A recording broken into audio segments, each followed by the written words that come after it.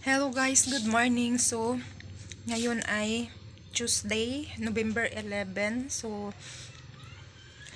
busy tayo ngayon guys. Ang daming ligpitin, daming mga kalat kasi kakatapos lang ng bagyo. So, nagkaroon kami ng kuryente guys nung Sunday pa ng hapon.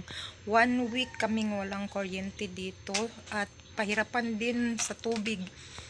Hirap pag walang kuryente kasi wala ding tubig.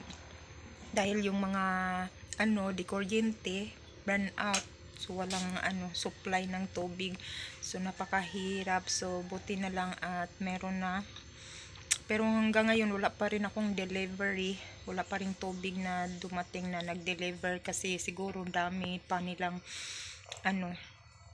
inasikaso at dami nilang pinag ng tubig. So ngayon guys, meron akong i-display pa ngayon. Hindi ko pa na na display. Kahapon ko pa to.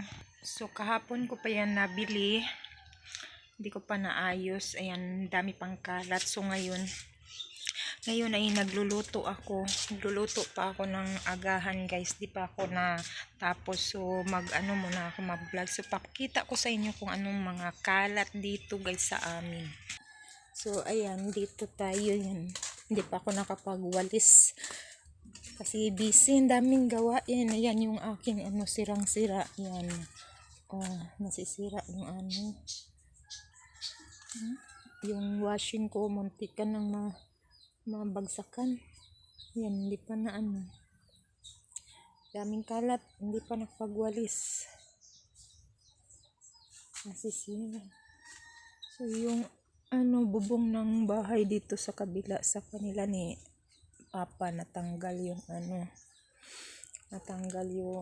bubong. Yan. Yun siya.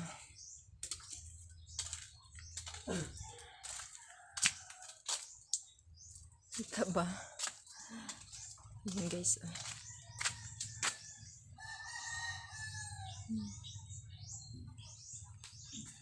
So yan, walang laman yung mga mga tubigan, walang laman.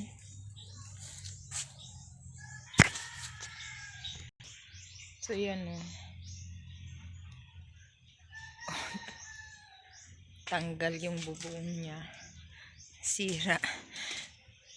Sobrang lakas yung bagyo. Yung Cebu talaga, yung mga taga Cebu, grabe, nakakaawa, nakakapangilabot yung pag nanood ako sa mga video na nakikita ko sa sa Cebu, grabe, ang daming mga taong nakakaawa talaga. Buti na lang dito sa amin walang baha, lang siya, hangin lang siya, may ulan pero hindi naman ganun hindi naman binaha dito sa amin.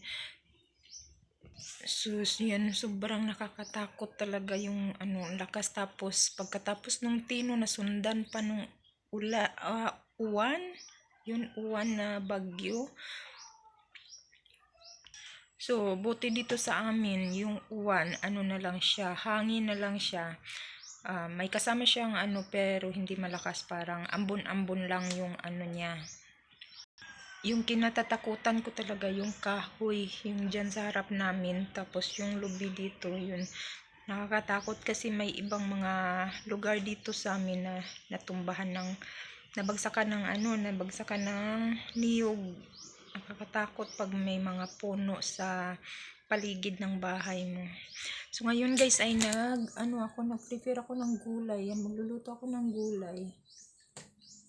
Ayan, magulay lang ako kasi kahapon wala masyadong isda, lang yung bangus tsaka hipon lang yung meron. Tapos ayoko naman ng karne kaya yan, gulay tayo. Tapos meron ako ditong tuyo na binigay ng aking bayaw. So ito yung ipa-partner ko dun sa gulay. So ito, Ayan, ito siyang tuyo guys, ang laki. Ayan. So ito yung ating lulutuin partner dun sa gulay. At yung ano guys, ang hirap na ano, yung mga frozen ko nasira, yung iba niluto ko na lang talaga guys, yung frozen.